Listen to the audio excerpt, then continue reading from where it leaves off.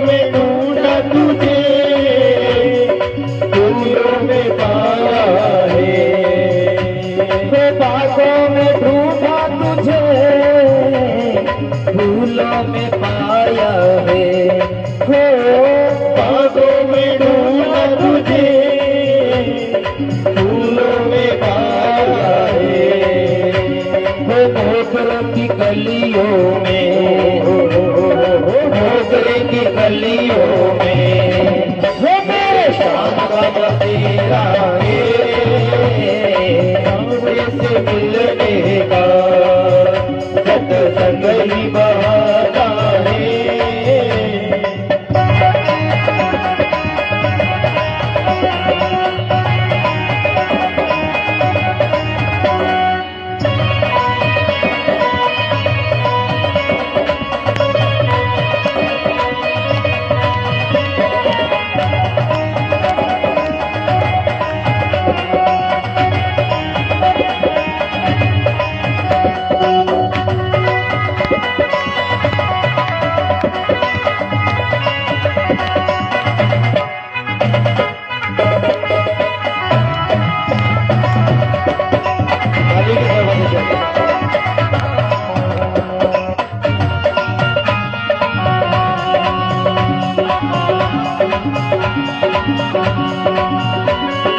मथुरा में ढूंढा तुझे, गोकुल में पाया है।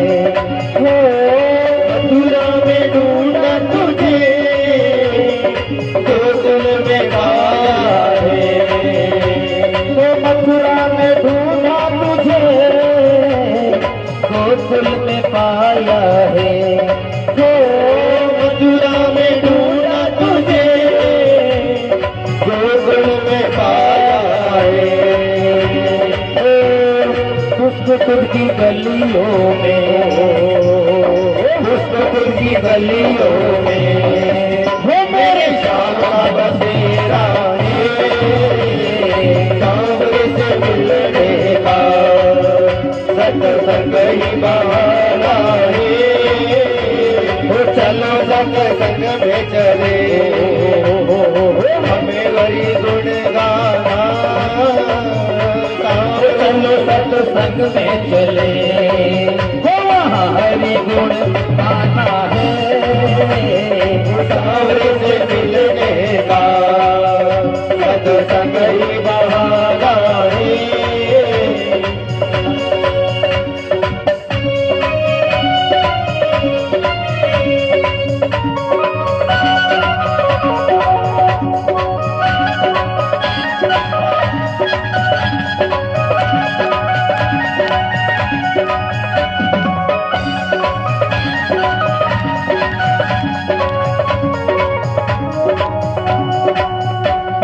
मनुष्य जन्म अनमोल रे, इस माटी में अरोल रे। अब तो मिला है फिर न मिलेगा, कभी नहीं कभी नहीं कभी नहीं रे। मनुष्य जन्म अनमोल रे, इस माटी में ना बोल रे। अब तो मिला है फिर न मिलेगा, कभी नहीं कभी नहीं कभी नहीं रे। मनुष्य जन्म अनमोल रे, इस माटी में अरोल रे। अब तो मिला है फिर न मिलेगा, कभी नहीं कभी नहीं कभी नहीं रे। मनुष्य जन्म अनमोल रे, इस माटी में ना बोल रे। अब तो मिला है फिर न मिलेगा, कभी नहीं कभी नहीं कभी नहीं रे।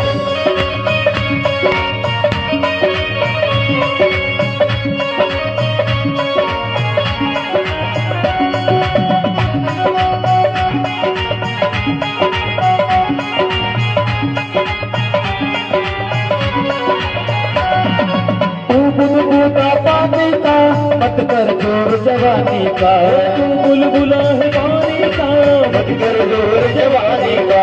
तू बुलबुला है पानी का, मत कर जोर जवानी का। तू बुलबुला है पानी का, मत कर जोर जवानी का। कमल कमल के रखना नाम रे, पता नहीं जिंदगानी का।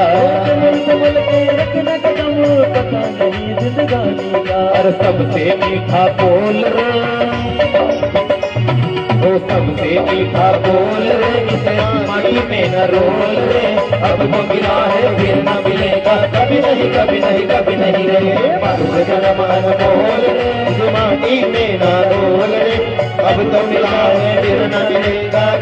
कभी नहीं कभी नहीं रे।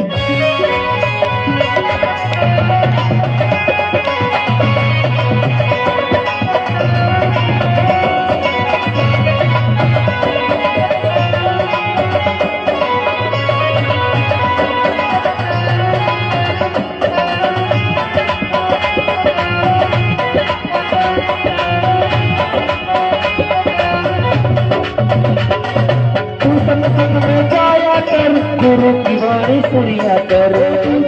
में जाया कर, गुरु की वाणी सुनिया कर। तू संग संग में जाया कर, गुरु की वाणी सुनिया कर। तू सत्संग में जाया कर, गुरु की वाणी सुनिया कर। गुरुवाणी अनमोल रे, इसे माटी में न रोल रे। गुरुवाणी अनमोल रे, इस वाणी में न रोल रे। अब तो मिला है फिर न मिलेगा, कभी नहीं कभी नहीं कभी नहीं रे। अब तो मिला है फिर न मिलेगा, कभी नहीं कभी नहीं कभी नहीं रे। अब तो मिला है फिर न मिलेगा, कभी नहीं कभी नहीं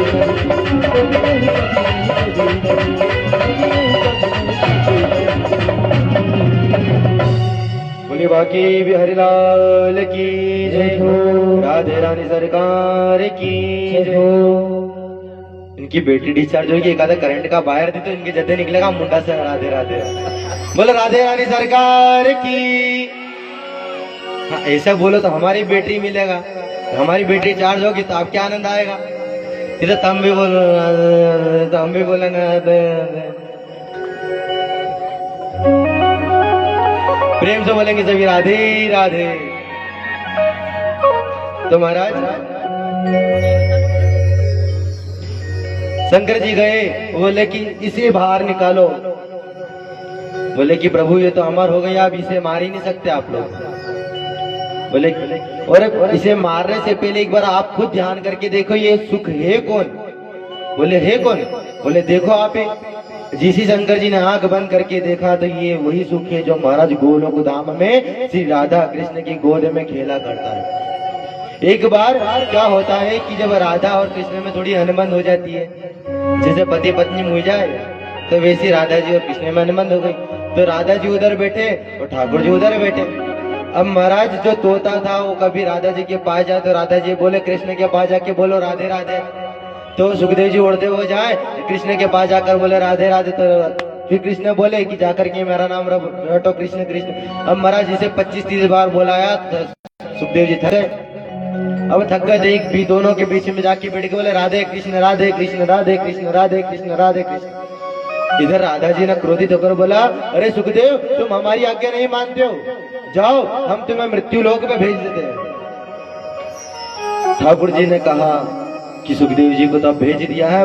सुखदेव जी जाते हुए कृष्ण के पास रोते हुए कहते प्रभु मेरी कोई गलती नहीं थी, फिर भी मुझे श्राप दे दिया किशोरी जी ने। बोले कि तुम चिंता मत करो, तुम धरती पे जाओ लेकिन तुम ही मेरी कथा का वाचन करके जन जन में धर्म का प्रचार करोगे। इसीलिए आज सुखदेव जी महाराज ने परीक्षित को कथा सुनाना प्रारंभ करी। सुखदेव जी का जन्म हुआ। जैसे सुखदेव जी ने गर्भ में रहने लगे 12 महीने हो गए, व्यास जी ने कहा बेटा तुम अब गर्भ से बाहर निकलो, तुम्हारी माँ को पीड़ा हो रही होगी। क्योंकि 12 महीने किसे कहते हैं, 9 महीने में तो माँ गर्भवती होती है, जब कितना दर्द सहती है। तुम्हें तो 12 महीने हो गए। सुखदेव जी ने कहा पिताजी मैं किसी को दुख देने नहीं आया हूँ, मैं और मेरी माता दोनों ही सुखी हैं। बोले बेटा फिर भी बाहर तो आना पड़ेगा आपको। बोले ठीक है मैं बाहर आ जाऊंगा, लेकिन पहले नारायण से कहो कि वो यहाँ आकर कहे कि अपनी माया मुझे नहीं झगड़े। बोले बेटा मैं स्वयं नारायण का ही अवतार हूं, मैं कहता हूं कि तुम्हें माया नहीं जकड़ेगी। बोले नहीं पिताजी ऐसा नहीं होगा। कहते ना कि भले ही बाप प्रधानमंत्री हो लेकिन बेटा प्रधानमंत्री की नहीं सुनता। घर में बेटा प्रधानमंत्री की भी नहीं सुनता कभी सदी। तो महाराज बोले कि नहीं नहीं हम तो आपकी सुनेंगे नहीं, स्वयं नारायण आएंगे तभी हम आएंगे बाहर। बोले ठीक है बेटा। तो नारायण का आह्वान किया, नारायण आए और कहा कि ठीक है तुम अपने माँ की गर्भ से बाहर आओ, तुम्हें मेरी माया नहीं जकड़ेगी। और इतना सुनते ही सुखदेव जी महाराज माँ के गर्भ से बाहर आए। बोले सुखदेव भगवान की। अब महाराज जैसे ही गर्भ से बाहर निकले तो नारद छेदन होता है। नारद छेदन भी नहीं हुआ, हाथ में नाल ली और लेकर के वन में चले पड़े। इधर पिता को दुख हुआ, पिता ने बोला यम प्रजंतम अनुपेतम अपेत कृत्यम द्वैपायनो विरह कातराजुहाव पुत्रेति तन्मयतयस्तरवोदिने दुष्कं सर्वभूतहृदयं मुनिमानतोऽस्मि।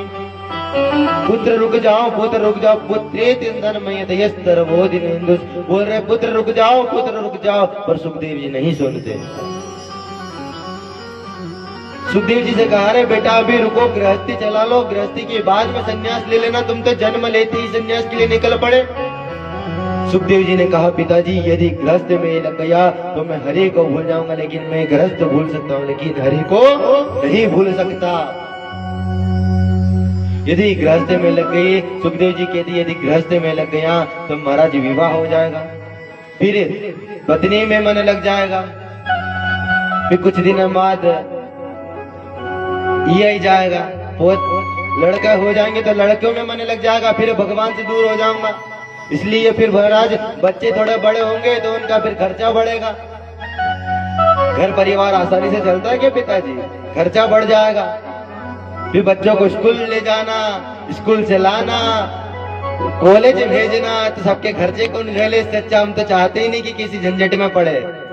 महाराज सुखदेव जी वन में चले पड़े। इधर से व्यास जी महाराज रोते हुए पीछे बोल रहे पुत्र रुक जाओ। उसी बीच में एक सरोवर में कुछ स्त्रियां नग्न वस्त्र में होकर के उस सरोवर में स्नान कर रही थी। सुखदेव जी गए, तब महाराज स्त्रियों को लज्जा नहीं आई, तभी महाराज उनके पीछे व्यास जी महाराज आए तो स्त्रियों को लज्जा आ गई। तो महाराज व्यास जी ने पूछा अरे देवियों ये बताओ कि मेरा जवान पुत्र 16 वर्षीय पुत्र यहाँ से निकल के चला गया तब तुम्हें लज्जा नहीं आई, और मैं बूढ़ा व्यक्ति यहाँ से जा रहा हूँ तुम्हें लज्जा आ गई? तो महाराज वो स्त्रियां कहती है कि व्यास जी महाराज क्षमा करना, लेकिन आपका जो पुत्र है सुखदेव वो स्त्री और पुरुष में भेद जानता ही नहीं है, और आप भेद जानते हो। महाराज जी ये बात सुन करके व्यास जी महाराज आगे गए दौड़ करके, सुखदेव जी को रोक रहे बेटा रुक जाओ। तो महाराज सुखदेव जी ने अपनी प्राण को वृक्षों से जोड़ दिया और वृक्ष कहने लगे मैं सुख हूँ, अरे मैं सुख हूँ, मैं पिताजी मैं तुम्हारा पुत्र सुख हूँ। तो महाराज जैसे ही सुना कि ये तो कोई साधारण व्यक्ति नहीं, ये तो जन जन के कल्याण के लिए ही हुए हैं, तो महाराज वहीं से लौटकर व्यास जी आ गए। तब महाराज श्री सूत जी से महाराज सोनकादिक ऋषि कहते हैं कि महाराज ये सूत जी जो व्यास जी ये किनके पुत्र हैं? व्यास जी भी किसी के पुत्र होंगे। यदि आपके किसी के मन में कोई संशय हो तो यहीं पर हमसे प्रश्न पूछ लेना, आपके प्रश्न यहीं पर दिए जाएंगे व्यासपीठ से। कहीं ऐसा ना हो कि मन में कोई संशय लेके आप घर जाएं।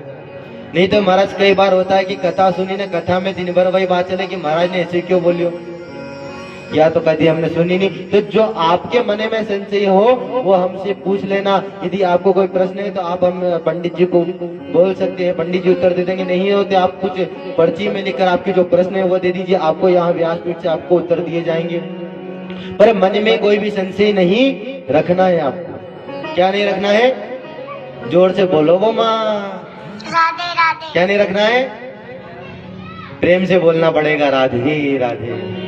तो महाराज आज सुखदेव जी महाराज को वन में छोड़ करके आते। व्यास जी महाराज के पिता हैं। महाराज महर्षि शांतिमणि जी सतनामा नाम के इनके पिता हैं। इनकी माता का नाम मत्स्यगंधा है। महाराज इन्हीं से व्यास जी हुए।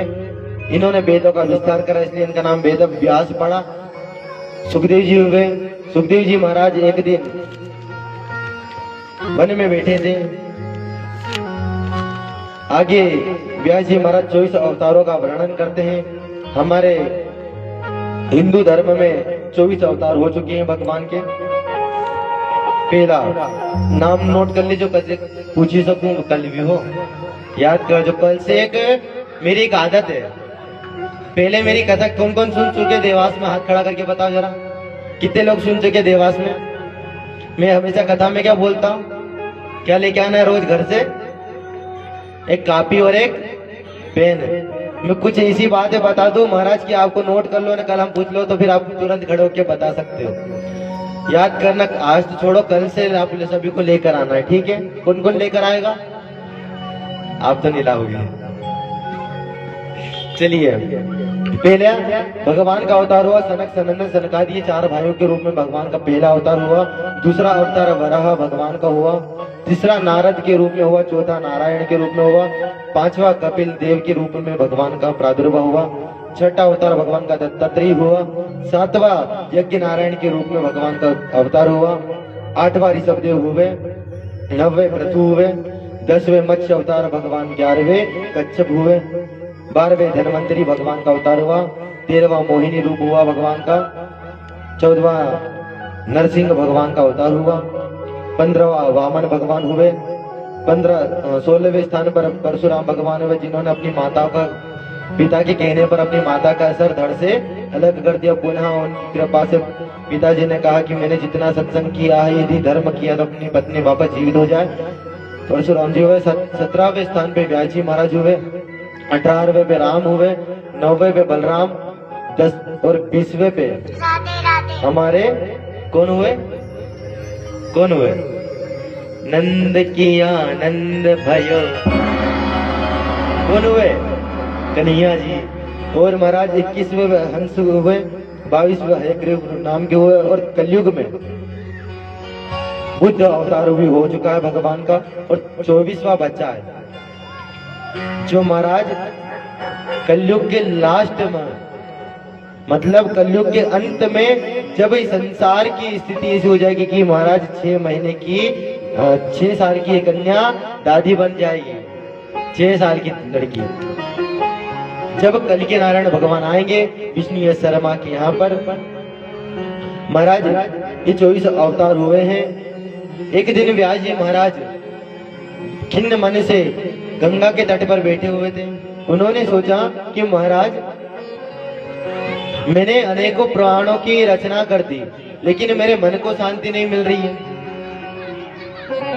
ऐसा क्या करें जिससे हमें मन को शांति मिले?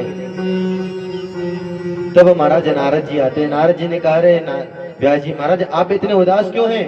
बोले कि मैं क्या बताऊं कि मैंने अनेकों पुराण लिख दिए, लेकिन मेरे मन को शांति नहीं है। बोले कि प्रभु अभी तक आपने पुराण तो कई लिख दिए, लेकिन अभी तक आपने जगदीश के, मेरे गोविंद की आपने लीलाओं का बखान नहीं किया। बोले कि उनका बखान कैसे करें? बोले कि सुनिए, पूर्व जन्म में सत्संग का असर सुनिएगा कि मैं पूर्व जन्म में था ना, तो महाराज मेरे घर पे मेरी माँ एक ब्राह्मण थी और हम एक दासी पुत्र थे।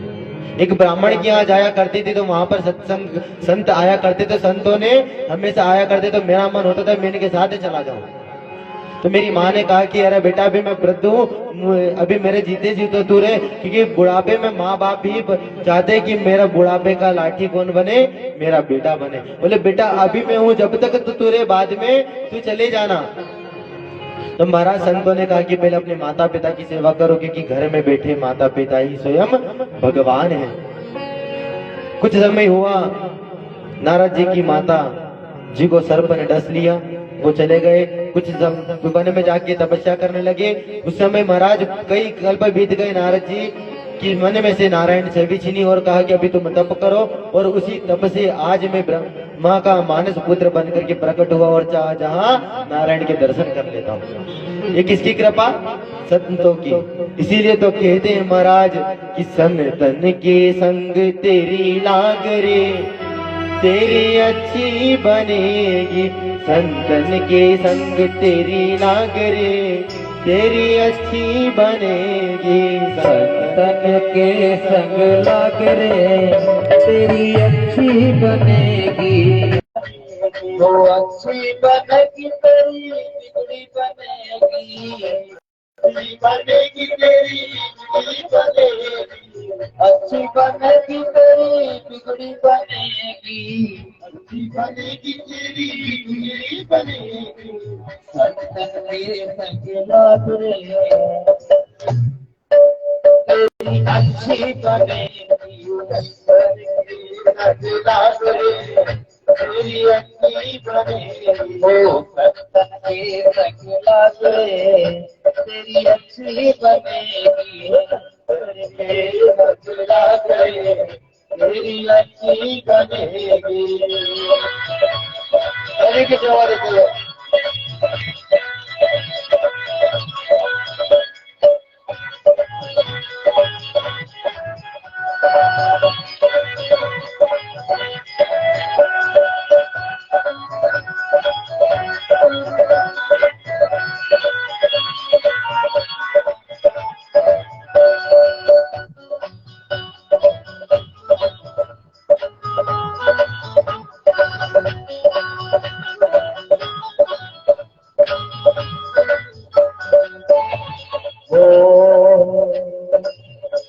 की बन गई प्रहलाद की बन गई की बन गई प्रहलाद की बन गई की बन गई प्रहलाद की बन गई की बन गई प्रहलाद की बन गई मेरा की बन गई अरे मेरा की बन गई प्रकृति की बन गई मेरा की बन गई प्रकृति की बन गई ये बन जाए तेरी अच्छी बनेगी रखला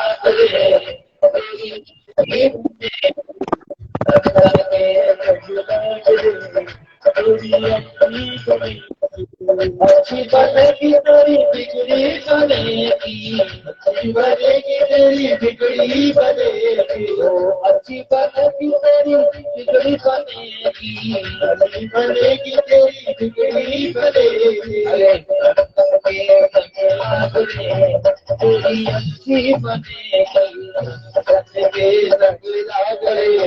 तेरी अच्छी बनेगी पापा तो है हस्त बनावे पापा तो है हस्त बनावे पापा तो है हस्त बनावे पापा तो है हस्त बनावे जाए तुमके साथ रे तेरी अच्छी बनेगी तेरी सगला रे तेरी अच्छी बनेगी सत्संग के सगला रे तेरी अच्छी बनेगी अच्छी बनेगी तेरी बिगड़ी बनेगी अच्छी बनेगी तेरी बिगड़ी बनेगी अच्छी बनेगी तेरी बिगड़ी बनेगी अच्छी बनेगी तेरी बिगड़ी बनेगी सत्संग के सगला रे तेरी अच्छी बनेगी सत्संग के सगला रे तेरी अच्छी बनेगी माया में बहुत दिन सोया माया में बहुत दिन सोया माया में बहुत दिन सोया माया में बहुत दिन सोया जादू सके तो जादू तेरी अच्छी बनेगी तो जादू तेरी अच्छी बनेगी तेरी अच्छी बनेगी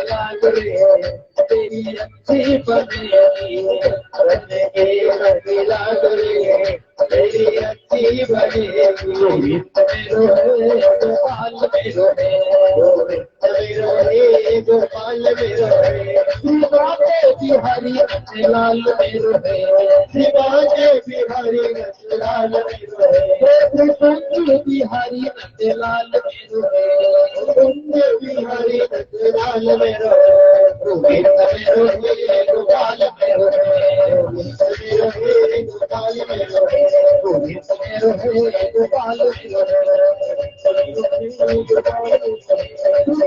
बिहारी लाल मेरो गोपाल गोपाल देखो बाकी हरिलाल की देखो संत संग। दोहराओ अबे तो। अरे सन तन के संग लाग रे, तेरी अच्छी बनेगी, अच्छी बनेगी तेरी किस्मत जगेगी। संतन के संग लाग रे, कि संतन के सामने संग लग जाओगे तो आपकी अच्छी बन जाएगी जी महाराज। और आप भागवत महापुराण की रचना करो। और ये भागवत पुराण है क्या, मैं इसकी रचना कैसे करूं? तो लिखते हैं नारद जी 4 श्लोक बताते हैं, व्यास जी महाराज ने 4 श्लोक से 18,000 श्लोक का महादिव्य महापुराण की रचना करी कि अहमेवा तमेवाग्रे नान्यम तत्परम पश्चादहं यतेतच्च यो वशीषेदसोऽस्म्यहम्। 4 श्लोकों का गायन किया। व्यास जी महाराज ने 4 श्लोक से 18,000 का वर्णन किया। इसे भागवत महापुराण में 18,000 श्लोक विराजमान है। 335 अध्याय इस भागवत में है। 12 स्कंद इस भागवत महापुराण में है। इस दिव्य भागवत महापुराण की रचना करी। बस 4 श्लोक सुनकर के 18,000 श्लोक का वर्णन कर दिया उन्होंने। महाराज संतों की महिमा बताई। आगे श्री सूत जी महाराज से पूछते हैं शौनकादिक ऋषि की, गुरुदेव अब आप हम बहुत देर से कह रहे हैं कि परीक्षित जी ने प्रश्न किया, अब आप ये बताइए परीक्षित जी कौन है, इनकी जन्म की कथा आप हमें सुनाइए कि परीक्षित जी कौन है। तब श्री सूत जी महाराज कहते हैं, कल एक प्रश्न आया था हमारे पास में, उस प्रश्न का उत्तर हम दे थे बहुत आगे। एक किसी माता या बहन ने पूछा था, गुरु जी ये सूत जी कौन है? ये सूत जी जो है रोमहर्षण जी के पुत्र हैं। रोमहर्षण जी का उद्धार बलराम जी ने किया था। एक गाड़ी से रोमहर्षण जी का उद्धार किया था, उन्हीं के पुत्र व्यास सूत जी हुए। तो महाराज श्री सूत जी कहते कि ये कथा जो है महाभारत से दी गई है, और इस भागवत महापुराण में कोई प्रसंग कर्मबद्ध नहीं है। इस कथा के सारे प्रसंग आगे पीछे है। कोई कहता है कि महाराज जी भगवान तो चौथे दिन आते हैं, जन्म भगवान का चौथे दिन होता है ना, भगवान दूसरे दिन में द्रौपदी की लाज बचाने कैसे आ जाते हैं? तो भगवान पहले उल्टे सीधे चलते थे क्या? तो महाराज जो भागवत महाप्रसंग है इसमें कोई भी प्रसंग कर्मबद्ध नहीं है। अभी महाभारत में कथा जा रही है, तो महाराज महाभारत का प्रसंग आता है जब महाभारत हुआ था, उस समय जरासंध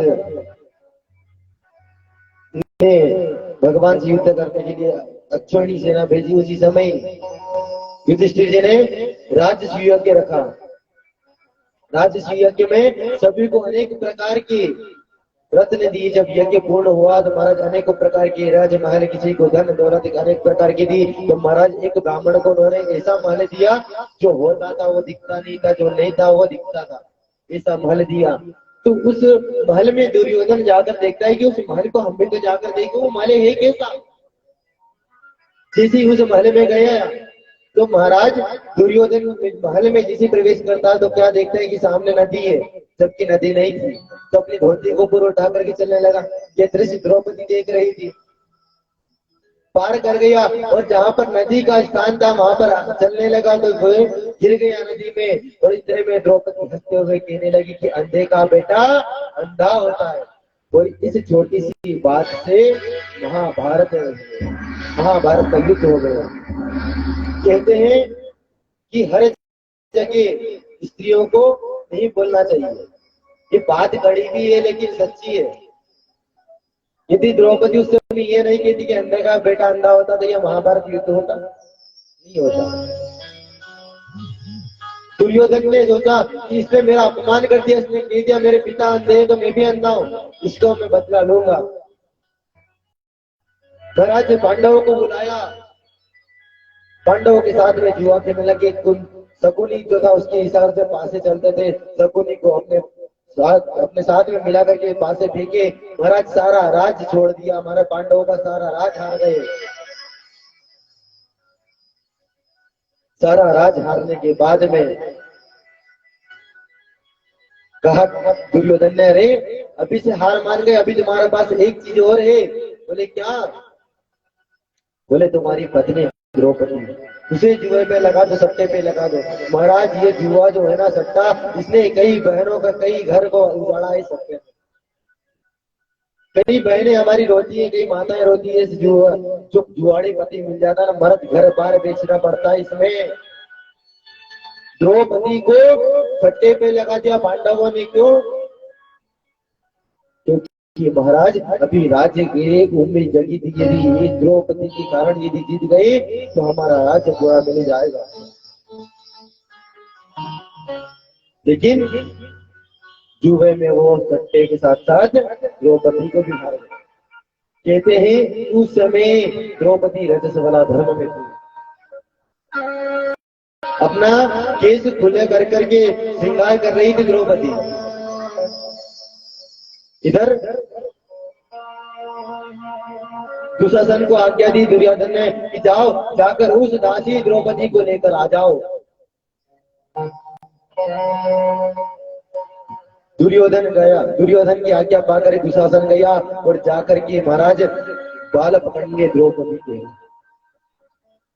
द्रौपदी ने कहा, अरे देवर जी ये क्या कर रहे हो? बोले कौन देवर? किसका देवर? आज से तू हमारी दासी है। बोले क्या कह रहे हो देवर जी? और बाल पकड़ के घसीटता हुआ महाराज सभी सभासदों के बीच में ले आया।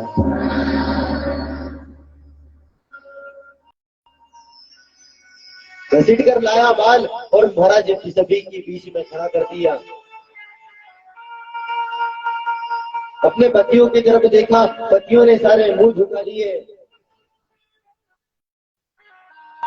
कहा, अरे भीम कहाँ गया तुम्हारा गांडीव?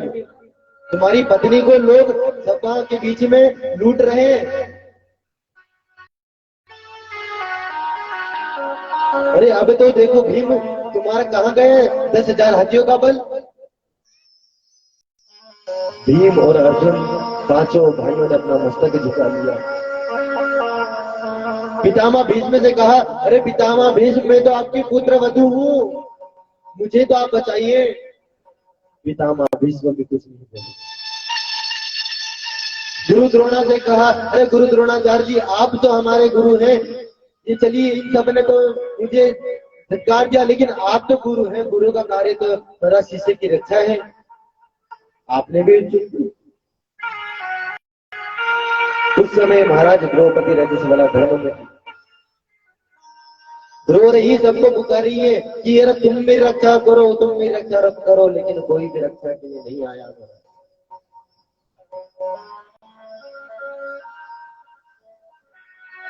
हम लोग भी जब दुख में होते ना तो सब लोगों को पुकारते हैं, अरे भैया तू थोड़ी मदद कर दे, अरे भाई साहब तू थोड़ी मदद कर दे, यदि मेरे जगदीश को एक बार बुला कर तो देखो वो थोड़ा चला आएगा। बुलाते हम लोगों को है, यदि महाराज जी एक बार द्रौपदी की तरह यदि कृष्ण को बुला लिया ना तो कृष्ण आने में देर नहीं करेगा। सभी को पुकार रही है द्रौपदी, अरे आप सुन लो, अरे आप सुनो, मेरी रक्षा करो, मेरी सिर हरण हो रहा है, मेरी रक्षा करो। महाराज सबने साथ छोड़ दिया।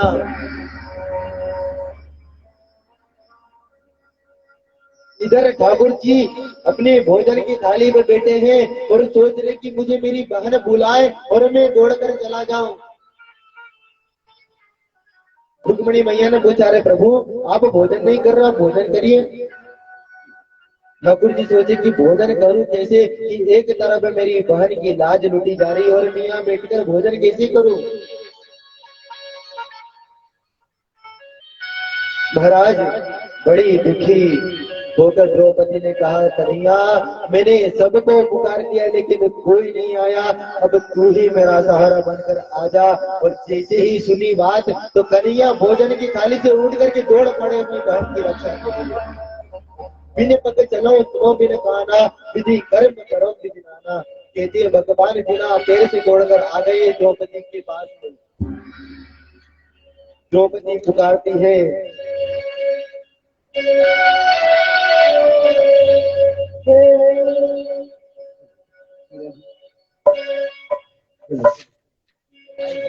युवराज भैया,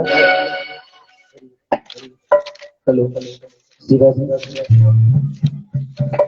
द्रौपदी पुकारी है, हे गिरधारी